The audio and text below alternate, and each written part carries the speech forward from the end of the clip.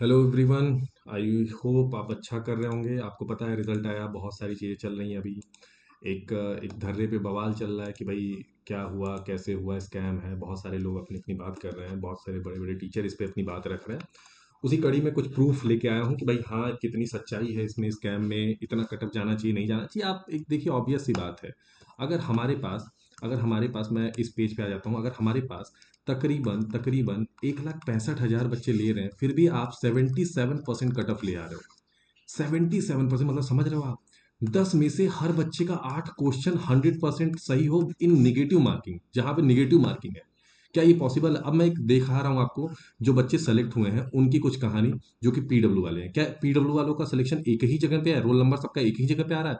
आप देखो, 95, 96, 97, 99, 200, 204, 6, 7, 8, 10, 14, 17, 18, 21, 22, 23, 24, 27, 29, 32, 33, 34, 35, 38, मतलब लगातार आप देख लो। आगे भी मैं दिखा रहा हूँ आपको, 67, 68, 71, 75, 77, 80, 82, 87, 94, 95, 96। लास्ट ईयर भी एक न्यूज आई थी 2022 वाले में भी, कि एक टीसीएस का एम्प्लॉय पकड़ा गया था, तकरीबन 200 करोड़ के आसपास उसके पास पैसे मिले थे। कहाँ से आ रहे हैं? 40,000 रुपए की नौकरी करने वाले, 50,000, 1 लाख रुपए की नौकरी करने के बाद 200 करोड़ रुपए कहाँ से आ रहे हैं? एक एएसओ की न्यूज आई थी कि वो जब एग्जाम दे करके, जब वो डॉक्यूमेंट वेरिफिकेशन के लिए गया, वहां पे उसके फोटो में कुछ इशू दिखा। जब पता कराया गया तो उसने डायरेक्ट, जब पुलिस ने पूछा तो उसने बता दिया कि मैंने तो पेपर ही नहीं दिया। भाई अपना एएसओ बना है, कल के दिन अंडर सेक्रेटरी बनेगा और आईएएस जैसी बड़ी पोस्ट को बंदा सेलेक्ट होगा, और वो गवर्नमेंट पॉलिसियों को इंप्लीमेंट करेगा, वो पॉलिसियां बनाएगा। वो बच्चा पॉलिसी बनाएगा उसके लिए, जो बच्चा बेचारा तैयारी किया 4 साल अच्छे से एग्जाम के लिए, लेकिन नहीं हुआ, कहीं प्राइवेट में नौकरी कर रहा है, कुछ भी कर रहा है, कुछ भी खेती कर रहा है, कुछ भी कर रहा है, उसका सपना था, जो भी था, कोई चीज खराब नहीं होती, लेकिन कोई सपना था उसका, वो नहीं पूरा हुआ। इन जैसे लोगों की वजह से, इन जैसे लोगों की वजह से उसका सपना नहीं पूरा। उसकी क्या गलती है? और उसके सामने ये जो बच्चा, जिसको अपना नाम भी लिखने नहीं आता होगा, वो बंदा एएसओ बनेगा, और कुछ कोई कर भी नहीं पाएगा, क्योंकि सिलेक्शन लेके आया, कंपटीशन में एग्जाम सिलेक्शन लेके आया। आप समझ रहे हो किस लेवल पे स्कैम चल रहा है? आपको मैं बता दूं, इस एग्जाम में 140 से 45 से ज्यादा कट ऑफ जाने की कोई आवश्यकता ही नहीं थी। मैं मानता हूं बच्चे पढ़ रहे हैं, लेकिन 70 से 72% के बीच में ही कट ऑफ रहता, क्योंकि 1,65,000 लोगों का सिलेक्शन हुआ है। 1,65,000 मैं दिखा रहा हूं आपको कि पीडब्ल्यूडी का ये एक स्टेटमेंट था। मैंने एक ईजीजेड है उनके साइट्स पे, मैंने उनके उस पे देखा। उन्होंने बहुत अच्छा इस पे एनालिसिस भी किया है, उनका इसमें क्रेडिट जाता है भाई, मैं क्रेडिट पूरा देता हूँ। 112 कैंडिडेट में से 47 कैंडिडेट लाइन से सही है। लाइन से, आप समझ रहे हो, 112 कैंडिडेट में से 47, क्या यही पढ़ने वाले इंडिया में बच्चे थे? तकरीबन 18 लाख बच्चे फॉर्म भरे हैं, 36 लाख लोगों का रोल नंबर जनरेट हुआ है, उसमें से 112 में से 47 सेलेक्ट हो जा रहे हैं, मतलब 50% रेशियो है।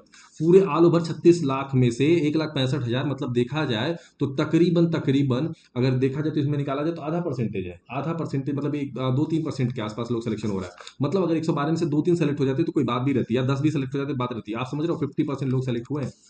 किस लेवल पे धांधली चल रही है? और इस पे जरूर, इस पे बात की जाएगी, इस पे प्रोटेस्ट होना चाहिए, इस पे चीजें आगे, मतलब कुछ भी तो एटलीस्ट गवर्नमेंट तक तो मैसेज पहुंचे। गवर्नमेंट तक तो मैसेज पहुंचे कि भाई आप लोग जिस एजेंसी को आप एग्जाम करवा रहे हो, वो क्या कर रही है, वो एग्जाम क्या करवा रही है, वो एग्जाम करा रही है या फिर धांधली करा रही है? हर साल ये धांधली मिल रही है, उनके साथ क्यों अन्याय हो रहा है जो बच्चे अच्छे से तैयारी कर रहे हैं? भाई बड़े बड़े जितनी भी फैकल्टी है, वो लोग खुद इस चीज को उठा रहे हैं, और अभिनय सर जैसे इतने बड़े शिक्षक भी इस चीज को उठा रहे हैं, ये बहुत अच्छी बात है। कभी एसएससी हो रहा है, कभी बीपीएससी हो रहा है, कभी नीट हो रहा है, सही बात है ये। उसके बाद अभी पता होगा आरओ यारो का, यूपी में यूपी पुलिस का आपको पता होगा। एक तो नॉर्मलाइजेशन के लिए मुद्दा चल रहा है। क्या है भाई, ये क्या है? मतलब बच्चे एग्जाम दें, या फिर आपके कोर्ट कचहरी के चक्कर काटें, या फिर जेल काटें, या फिर धरने पे बैठें?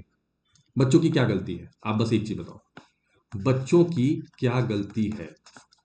तो मैं यही कहूंगा, जितना शेयर कर सकते हैं, जितना लोगों तक पहुंचा सकते हैं पहुंचाइए, ताकि ये वीडियो, ये जितने भी टीचर हैं, इन चीजों को जितना हो सके बच्चों तक पहुंचे बात, इस पे आवाज उठे। इस पे प्रॉपर जांच होनी चाहिए, जिन बच्चों का इस सीक्वेंस में सिलेक्शन हुआ है, कितना ये सच्चाई है।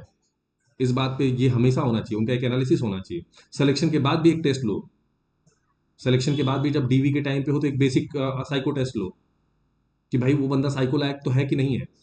और वो गवर्नमेंट में होने के बाद, कुछ दिन जॉब करने के बाद लो, 1 महीने, उसके बाद उसके बेसिस पे जज करो। फिर इनका, उन जिन जो लोग उसमें फेल हो रहे हैं उनका भी एनालिसिस कराओ, उनके एग्जाम का पूरा डिटेल लो, या तो जितने लोग सेलेक्ट हो रहे हैं उनका ले। भाई आप एक तो वेटिंग लिस्ट नहीं लाते हो, आप एक वेटिंग लिस्ट नहीं लाते हो। एक वेटिंग लिस्ट बहुत बड़ा मुद्दा है एसएससी में। एसएससी में एक बहुत बड़ा मुद्दा है उन बच्चों का, क्या जो एक दो नंबर से रुक जाते हैं, उनको तो उम्मीद रहेगी ना एटलीस्ट कुछ लोग बाहर होंगे तो मेरा हो जाएगा। उसमें उनकी क्या गलती है? तो मैं यही कहूंगा कि भाई देखो, उम्मीद तो है कि भाई कुछ तो बच्चे पढ़ाई कर रहे हैं, मैं ये नहीं कहूंगा। ऑब्वियस है पढ़ाई लोग कर रहे हैं, लेकिन क्या ये 112 में से 47 बच्चे जो सेलेक्ट हुए हैं क्या यही पढ़ रहे हैं? क्या बाकी पीडब्ल्यू के कैंडिडेट नहीं पढ़ रहे हैं? पीडब्ल्यूडी की बात हो रही है, फिजिकली जो डिसेबल है, पीडी की बात हो रही है। ठीक है, आप समझो इस चीज को। तो इस धांधली को कहीं ना कहीं बहुत ज्यादा एक्सट्रीम जा रहा है। जितना आवाज इस पे नहीं उठेगा तो आने वाले समय, आने वाली जनरेशन के लिए ये समस्या बन के खड़ी होगी। आज हुआ है, अगले साल भी हो, पिछले साल भी हो चुका है। कब तक ये चलेगा? सवाल ये है। तो जितना आप इस वीडियो को भी शेयर कर सकते हैं करिए, लोगों तक पहुंचाइए, ताकि इन चीज़ों पे थोड़ा सा लोग अवेयर हों। जो बड़े बड़े टीचर संस्था कोचिंग वाले लोग हैं, ये लोग भी इस पे उठें और इस पे बात करें, बच्चों के हित में कुछ ना कुछ कदम उठाया जाए। थैंक यू सो मच, धन्यवाद। जय हिंद, जय भारत।